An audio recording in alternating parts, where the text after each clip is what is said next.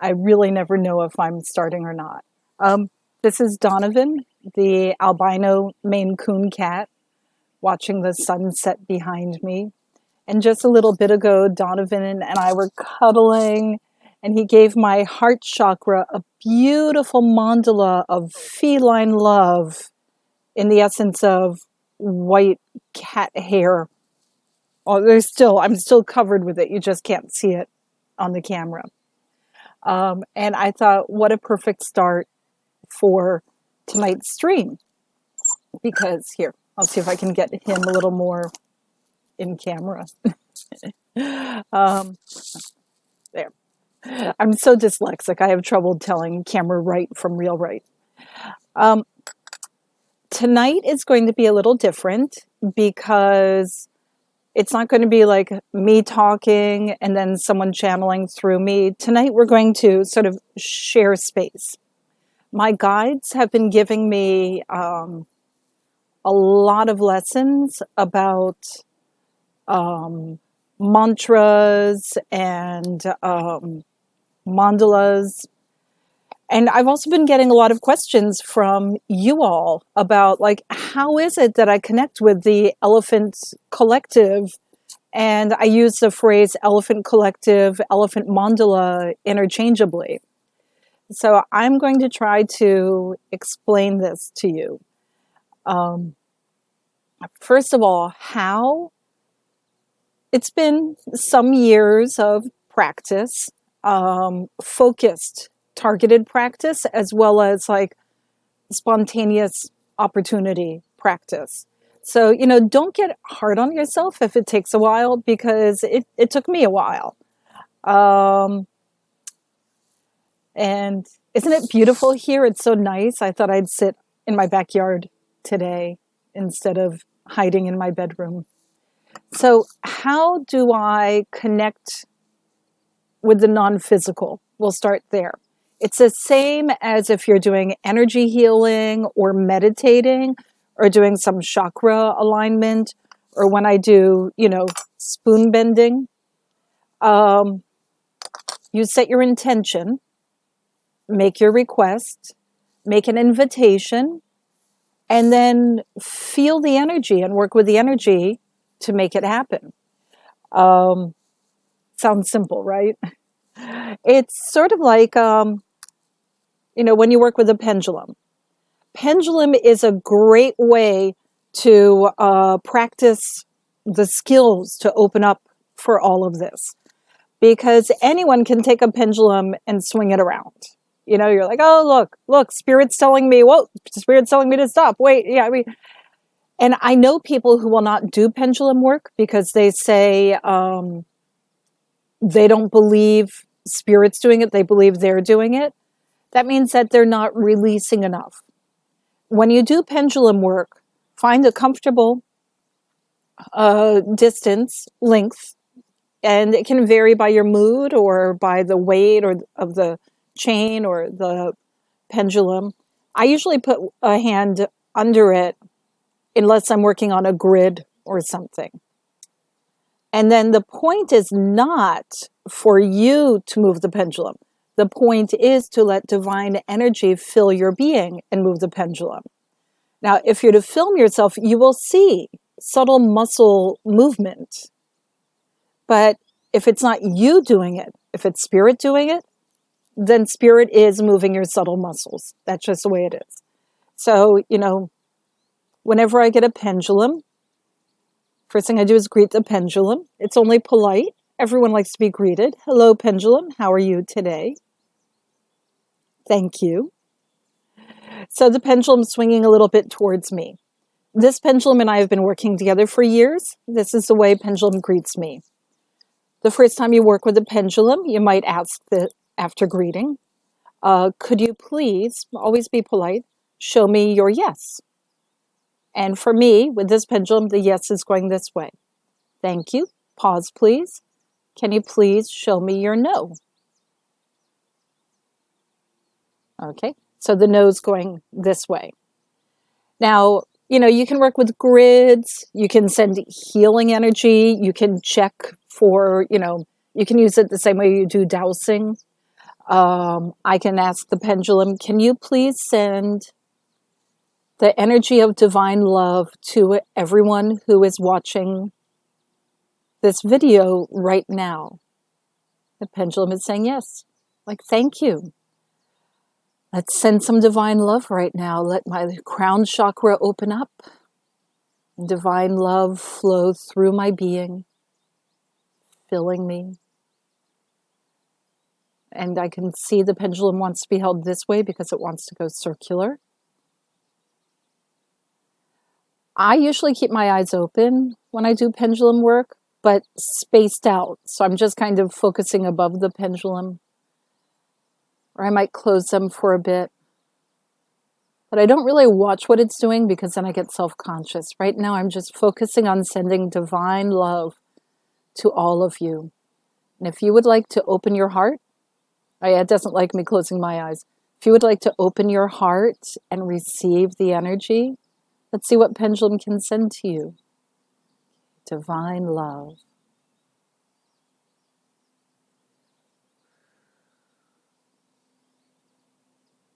The beauty of divine love.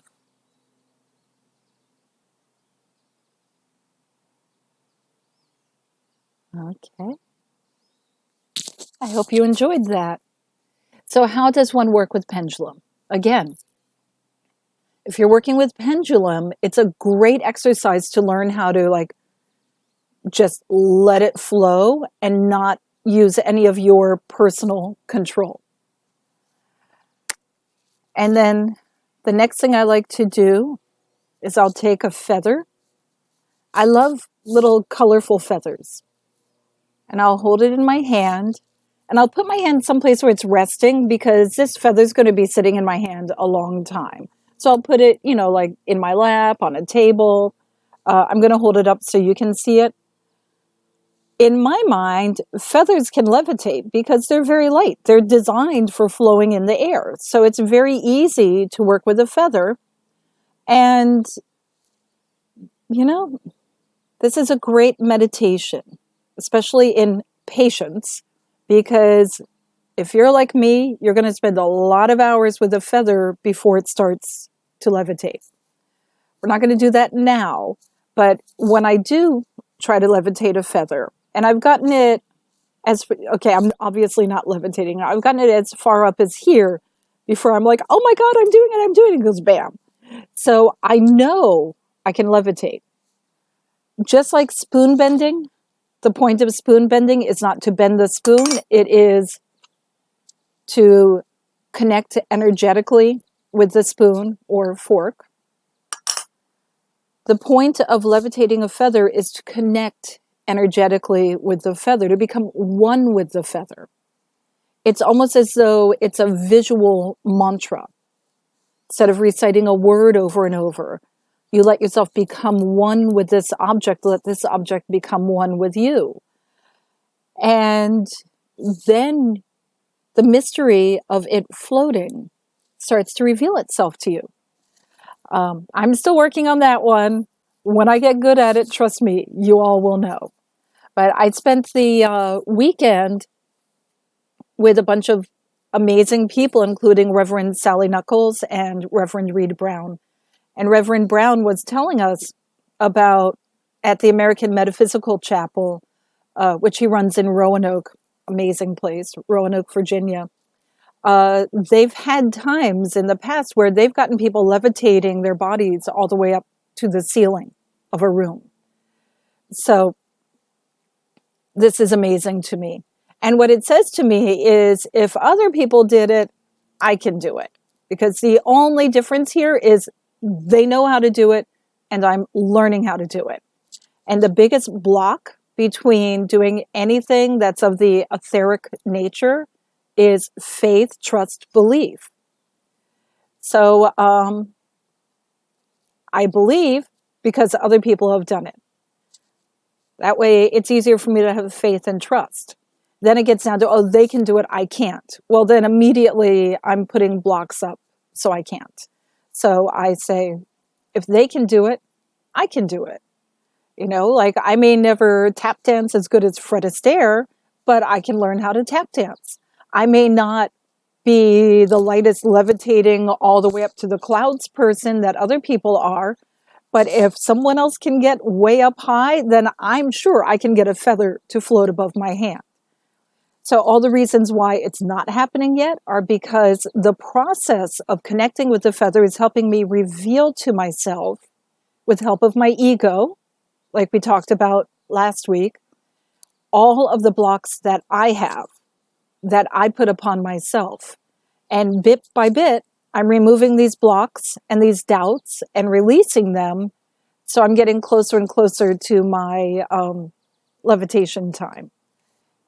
What is it? Body scan, mindfulness meditation, also really, really good for this kind of work because it helps get you singularly focused on what you're working on and being one with it as opposed to taking focused or taking action, allowing the action to come from the focus and the connection.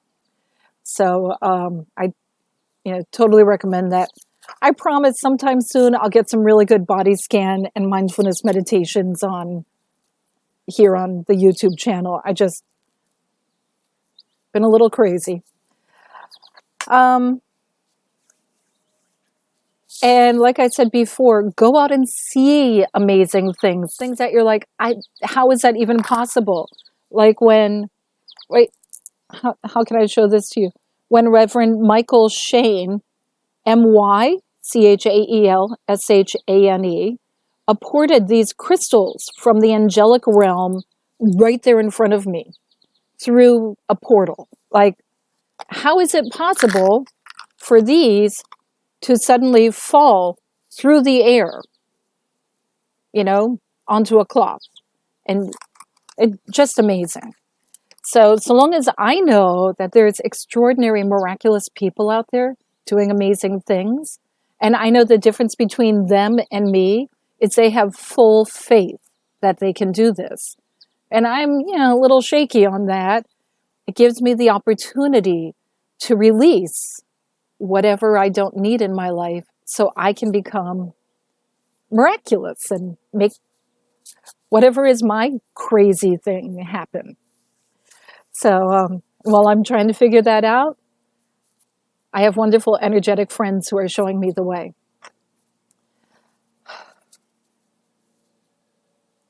So I promised we would talk about mantra, mandala, and chakra.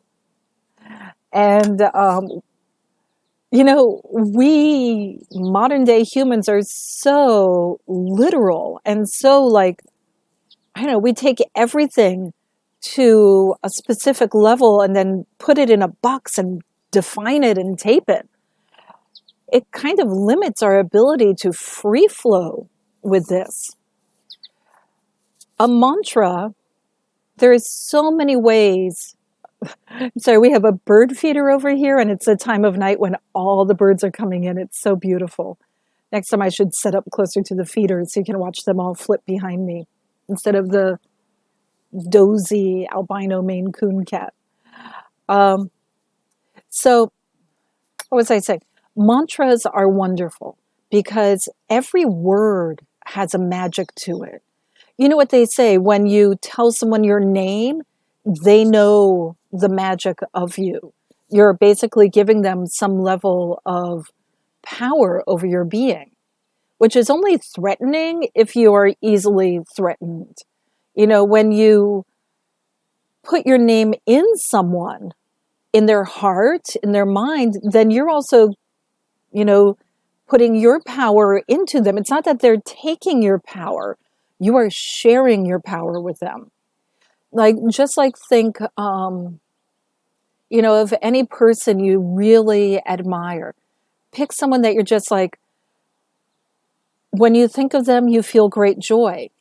They have put some of their power inside of you as a tool. They have given you the mantra of their name. Now, this mantra, may mean something, it may mean nothing. But if you have the name, like I have this feather, I don't need to go and find some ancient Hindu word for the lightness of being within a feather. I can just say the word over and over in my mind, feather, feather. And of course, when you recite a mantra, sorry, bugs are biting, but I don't want to go inside. It's so fun out here. When you say a mantra, you don't just say it like feather, feather, feather, feather.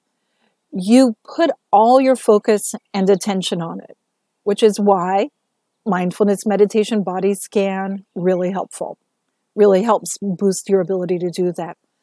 When you find your mind wandering, you bring it back. Don't be like, oh, I'm so stupid. I'm saying the word feather, feather over, and then I thought about my shopping list. No, you just gently bring it back, and you let yourself become immersed in this word. Over a period of time, you do what they call breaking through a layer of the mantra. You suddenly have an epiphany, a realization about the truth of this word you've been saying. Some people say it takes like 1,000,000 times to really say a mantra right before you're even close to breaking through the truth. Certainly when, what was it, about 1.5 years ago, I study PranaShakthi, which is an ancient Hindu form of, everything. I said the word PranaShakthi like non-stop for 3 months. It wasn't like even I thought I should do this. It was just the time was right for me to do this. All my spare time, I focused on the word PranaShakthi. When I was doing other stuff, it just ran through the back of my mind like on a loop. And it had the core of my attention, and the rest of my life had my attention. But this had a special spot that had a level of focus that was just for it. And 6 weeks in, I had this like epiphany about the breath of life, which is what PranaShakthi means. And then 3 months in, everything in my life changed. And because I was true to the mantra process. And it wasn't that I was purposefully true to it. It was the time for me to be true to this. And so it happened. So if you are sitting there like saying feather, feather, I can't connect to feather at all, take a moment and stop and think. What can I connect to? You might say, I get migraines a lot. So you connect with migraine or a headache or whatever word, stress. Let it take you to where you want to go. Sometimes saying a mantra is not about breaking through the core. It's about letting that mantra lead you to an answer. So a mantra is really powerful. It's about getting to know the deeper and deeper and deeper and deeper core, to the core of something, of a truth. It's about finding the core of truth. Mantras are amazing. If you wish, you can say, you can say Alleluia. That's a great mantra. You can say an ancient Sanskrit or Hindu or, mantra if you like. But any word, any sound can be a mantra. And again, if you don't want it to be a verbal mantra, it can be a visual mantra. It can be an emotional mantra. So hold on to what I said about mantra because we're going to loop back to this. Now I want to talk about chakras. The chakras are energy centers. We have the 7 or 8, depending on how you work with, major chakras in our body. And then there's, like 35, 40 easily outside of our body. We have chakras that are so far above us that they're so light and airy that even the angels would have trouble seeing them without someone pointing them out. We have a lot of chakras. Then inside our body, we don't just have the major 7 or 8, depending on which system you work with, chakras. We also have like 2,000 more chakras. Ask any acupuncturist, acupressurist, massage therapist, physical therapist. They can tell you about all the cross points of our energy systems within our body. So when you work with a chakra, you have to stop and think, which chakra am I working with? Like you can work in the chakras in your fingertips or in your palms, or great chakras are like in the webbing between your finger. These are great energy activating points. They don't get a lot of attention, but like take your fingers and just feel here. Send energy through your hand and feel there, or put energy in your fingertips to the webbing and just like connect like that and take a moment. That's a powerful, powerful chakra right there. And it's a powerful mantra if you just want to sit and feel the energy here. That's a great way of realizing how to become acquainted. The more you sit and be one with the energy in your fingertips to here and the energy that runs from here, the more you see how this connects to your total being, both internal and external. So chakras are where energies cross each other. If you think about your heart chakra, you can fill your entire chest cavity with love. We actually have several chakras in our heart chakra. We have our energetic chakra, where we open up our crown and the energy is flowing through. We have our physical heart that brings all of this beautiful divine love into our heart, from our heart chakra to our physical heart chakra. And we let that energy flow and mix with the blood and the oxygen that fills our body. A wonderful way to maintain physical health is to let some of this energy always be diverting to your physical heart and flow. That's a great body scan meditation. Sending energy to your heart, letting it mix in your heart with all of that beautiful blood and oxygen that's then flowing, being pumped into your body. By purposefully including love there, it's really amazing the effects it has on your physical well-being.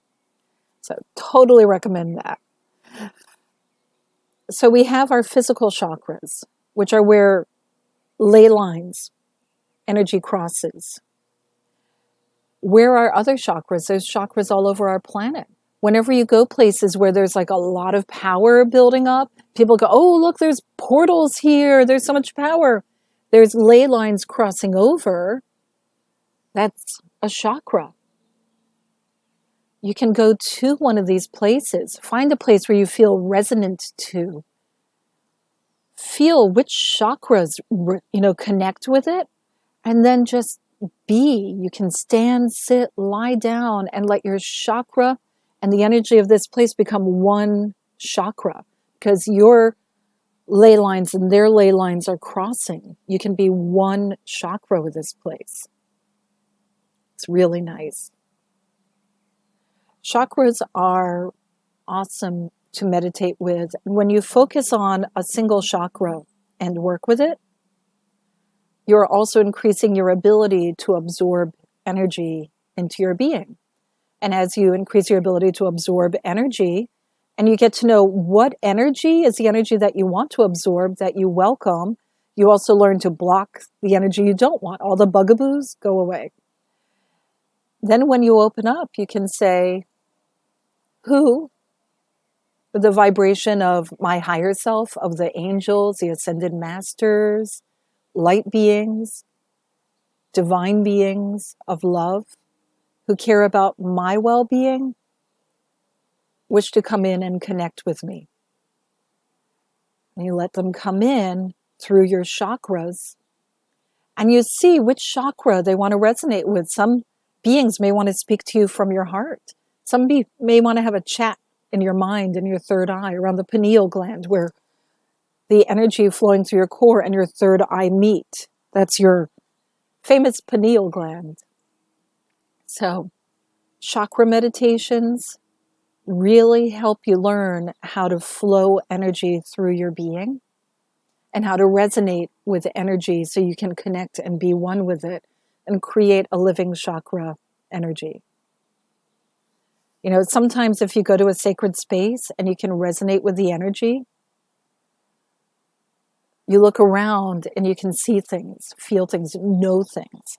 And if you're there for like a lesson or a ceremony, it makes it just beautiful, beautiful.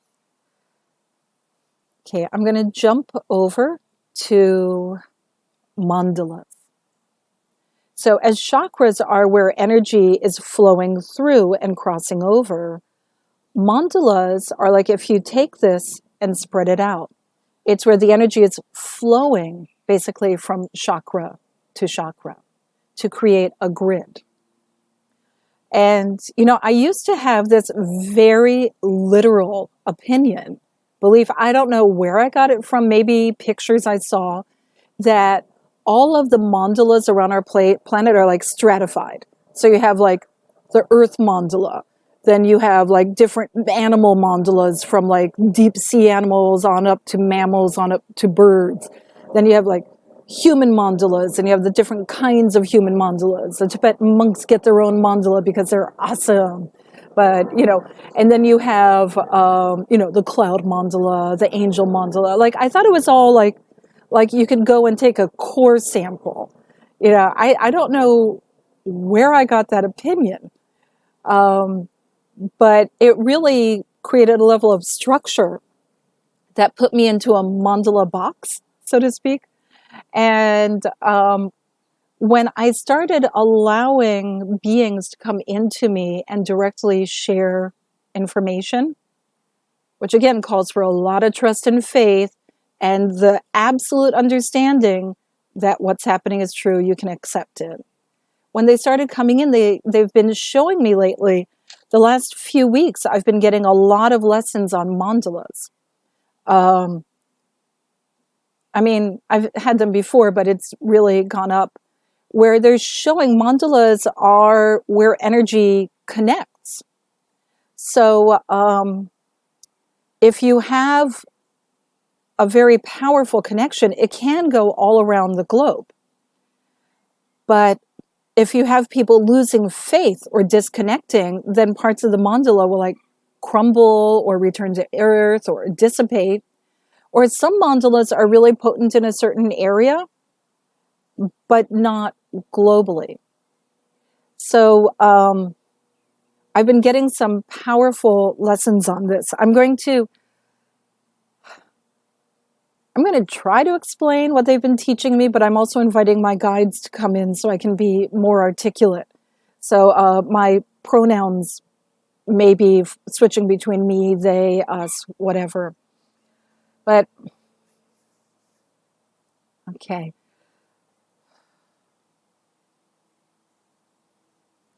When Earth was first created, Gaia invited beings from everywhere to send representatives to help with the creation of our planet and to help infuse part of their DNA and their energy into the planet. So we humans, all life on this planet, are a result of this coming together, this cooperation.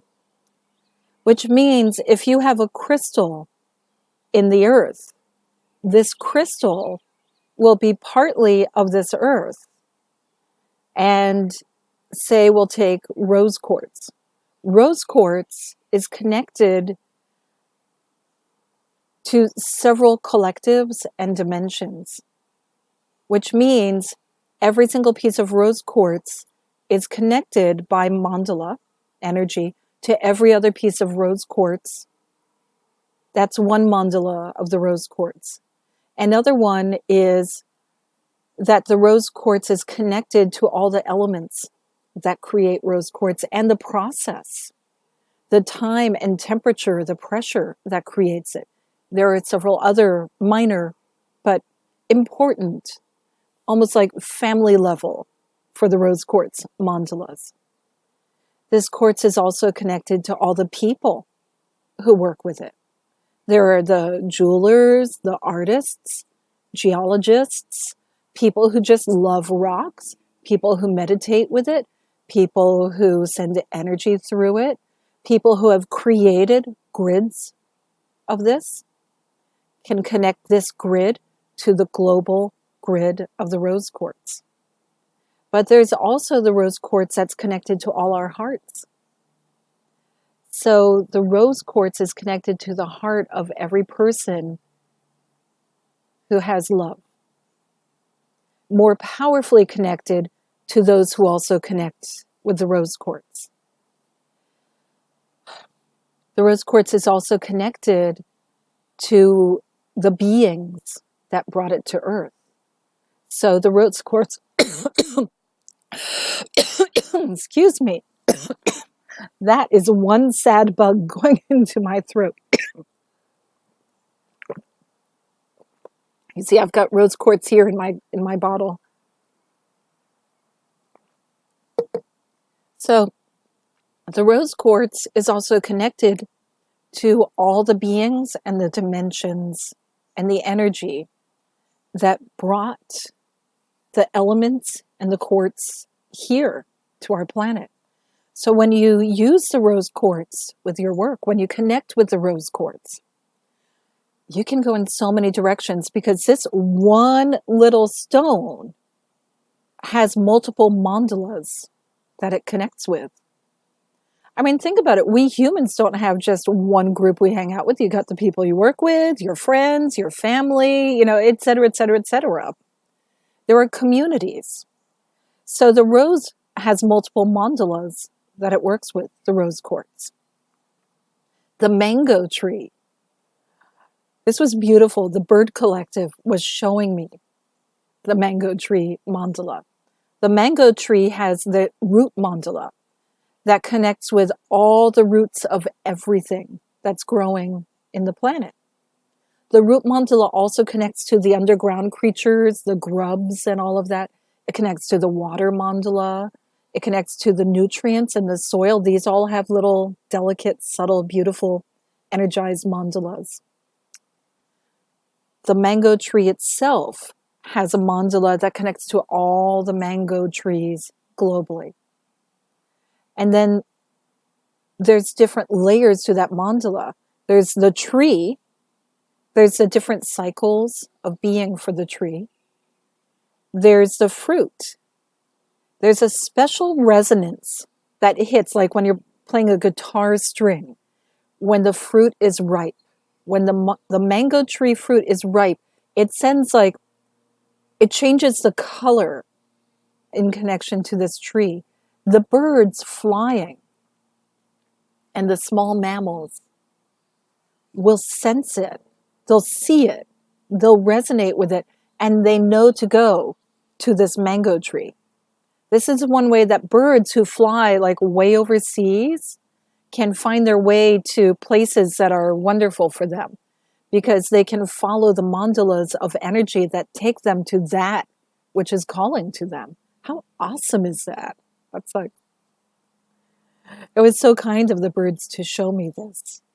So the mango also connects to other dimensions. So mandalas are not just stratified layers. They're really they flow through each other. Sometimes they twine around each other or they braid. Everything is connected. Everything. Some mandalas are global. Some mandalas are more like going from Earth to other places and spread out a little bit. Some mandalas go deep into Earth. So this is where some more wonderful meditation potential comes in, to take any object and say, what mandalas are you connected to? Like this fork. Former fork, now beautiful, energetic artwork. What mandalas are you connected to? This was once underground. It was metal that was dug up. And then it was mixed with other elements, melted. So there's a lot of story in this little fork.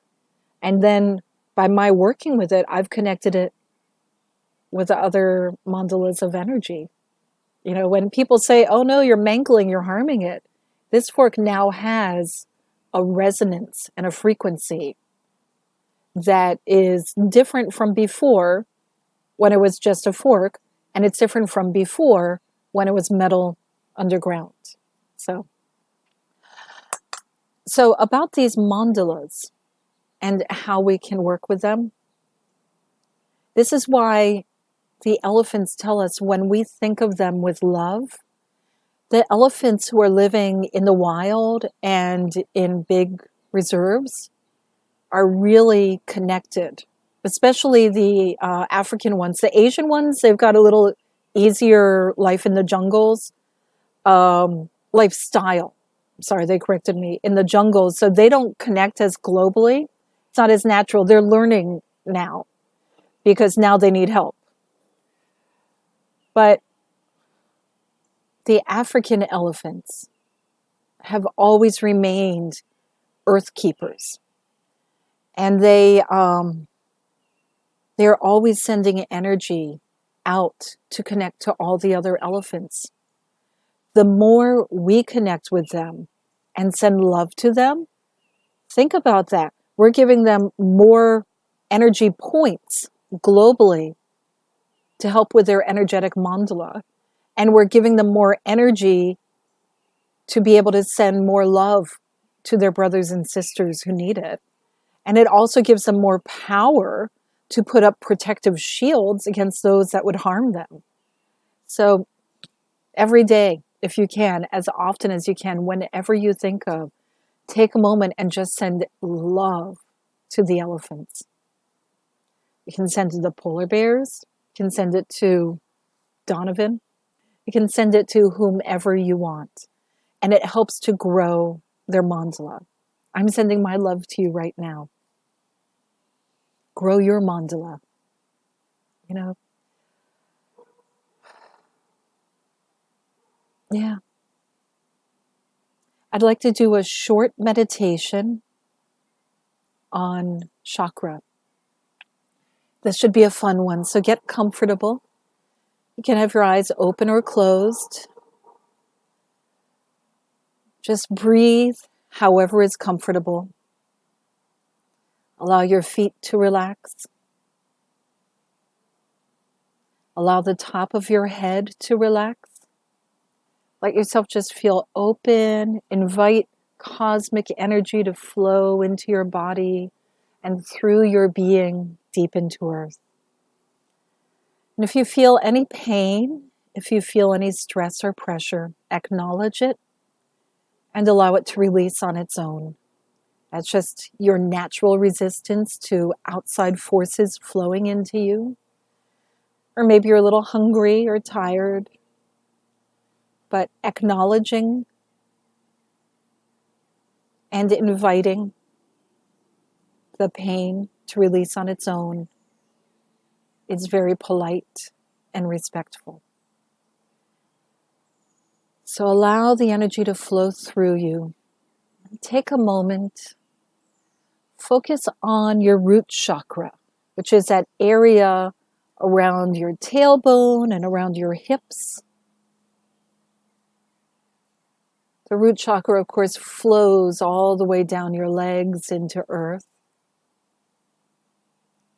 You could think of it as like an upside, like a triangle, and the peak is right there below your belly, a cone. Think about your root chakra. Ask it what shape it takes. Is it crystalline? Does it look like a tree? Is it energy flowing, water? Become acquainted with your root chakra. Connect with it. Invite it to be red. And then notice what kind of red. Is it a deep red, pale red, bright red? Whatever it is perfect. Just letting you know what energy you're connecting with at the moment. Focus on your root chakra and how red it is. Allow it to be completely red.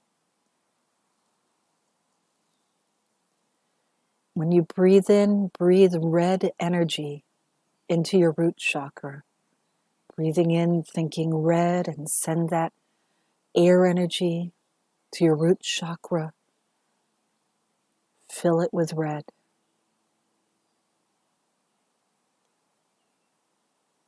So we're going to leave our root chakra for a moment and move up to our solar plexus, which is right here in the abdomen, around the diaphragm, the base of your rib cage. This is your action chakra. Your chakra that gets things going. It's yellow. Breathe in and send yellow energy to your solar plexus. Look at what kind of energy your solar plexus appears as. Is it like a cloud or a flower, a crystal, an orb, cloth, a feather? But whatever form it takes, however large or small it is, breathe yellow into it. Yellow, the color that allows you to expand out and breathe in at once. The color that makes things happen. Yellow. And now we're going to send some of that yellow energy down to our root chakra and bring some of that red energy from the root up to our solar plexus. And where the two of them mix and mingle, we get our belly, our gut instinct, our sacral chakra, the seat of your divine inspiration, your innovation, your creativity, the birthing place of your ideas. And allow the red and the yellow to come together, create this beautiful orange sacral chakra. What does your sacral chakra look like? What kind of orange? What sort of material is it made of? Just breathe in and see how the red and the yellow push together to make this beautiful, creative orange.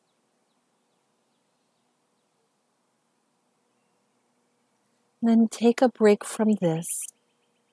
Let's move up to our throat chakra. Your throat chakra, which is how you represent yourself to the world and yourself. It is your voice on every level, not just speaking, but of self-representation. It is blue. Just fall into your beautiful blue throat chakra. What kind of blue is it? How big or small is it? Breathe in blue energy. What shape does it take? How bright or pale or solid is your blue? Resonate with your throat chakra. How you represent yourself outward and inward. And then allow this beautiful blue energy to flow downward while that wonderful yellow of your solar plexus flows upward, and let them mix together here in your chest to form your heart chakra. Green. Just spend some time looking at this yellow and green mixed together, yellow and blue mixed together for green. What kind of green do you have? How big and small is it?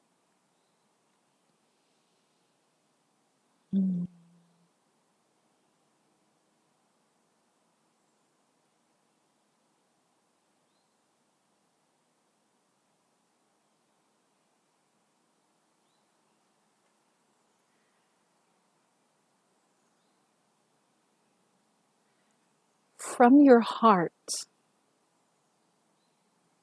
all this beautiful green, we're going to allow your love to birth another color, pink, the color of divine love. And allow this pink to rise up through the blue of your throat. Let your divine love and your self-representation rise up to your third eye, where you have lavender, violet, purple. Let your mind fill with this beautiful purple color.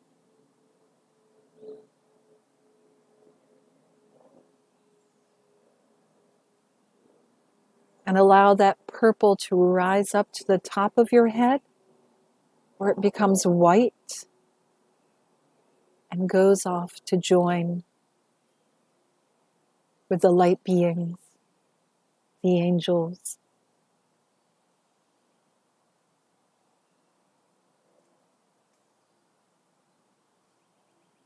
Resonate with these colors. If you'd like, they can expand from your body, or they can flow in.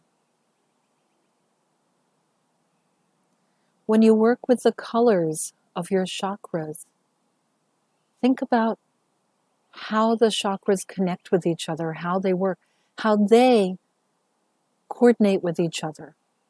They work as a team. If you have a chakra that feels blocked, then send the love from the other chakras to that one so they can heal it.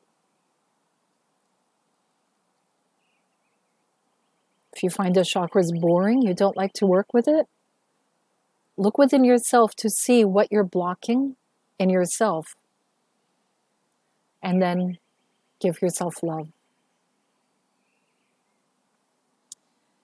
Thank you so much.